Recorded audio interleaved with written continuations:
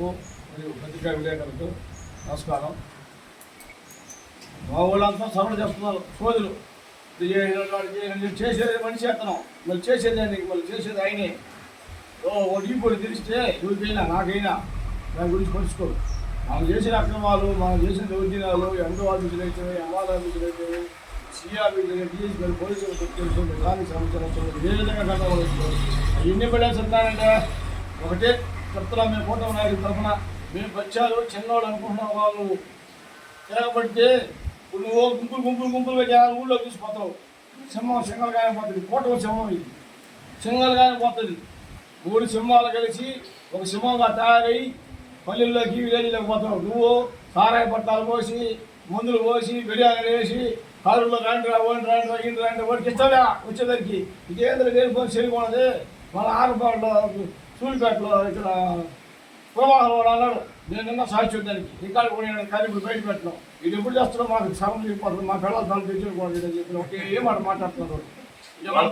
వాళ్ళ పార్టీ ఓడే ఈ పబ్లిక్ అయినా ఇది ఎప్పుడు చేస్తున్నాడు, మా పిల్లలు తను తెస్తున్నాడు. ఈ నెల మరి ఇది ఎప్పుడు చేస్తున్నారు బాగా నువ్వే కనుకోవడం ఏం పుస్తకంగా ఉన్నాయి. రాజకీయం బాగా జరుగుతుంది. ఆ గంగా ప్రసాద్ను, డిఎస్పీను, తర్వాత సంగమేశ్వరరావును, ఆదిలక్ష్మిను వ్యక్తిగతంగా వాళ్ళ గురించి ఏం మాట్లాడబోయా. గుళ్ళింగులు ఉన్నప్పుడు ప్రజా సమస్య ప్రకారం ప్రజా నాయకులు ప్రజాదేశంలో జరుగుతుంది. ఇదే జగన్మోహన్ రెడ్డి నువ్వు పెద్ద అభిమాని అని చెప్తావు. ఆ జగన్మోహన్ రెడ్డికి ఇంకా 20 పారిపోయినారు. నెల్లూరు అయితే, చిత్తూరు అయితే, తిరుపతి అయితే, హైదరాబాద్ అయితే, ఆంధ్ర మొత్తం మారిపోయారు.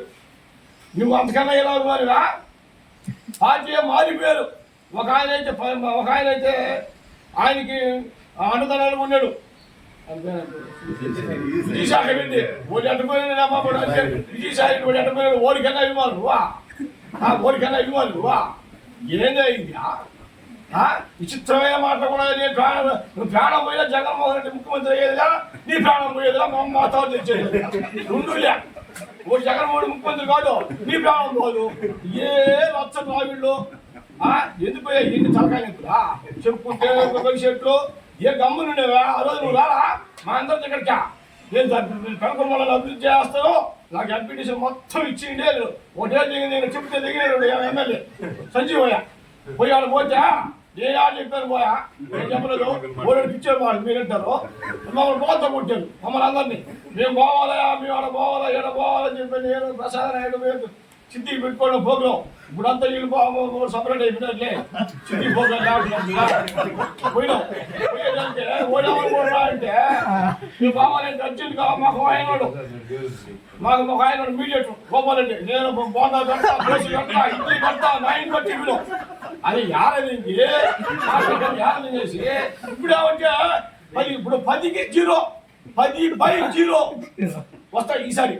చల్లగా అంటున్నాడు. ఇప్పుడు అది పోయింది 10/0.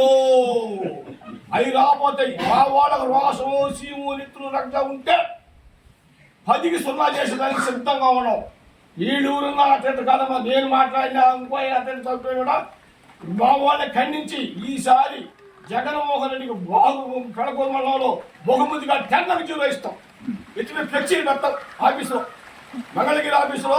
సార్ కడకూరు మండలంలో ఒక నాయకుడు 10 పెట్టాను అన్నాడు.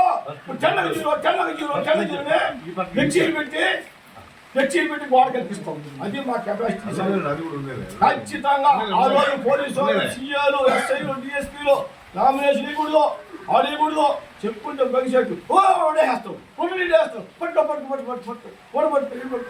అసారత్వం వచ్చింది. అంత అవదకపోయిందా?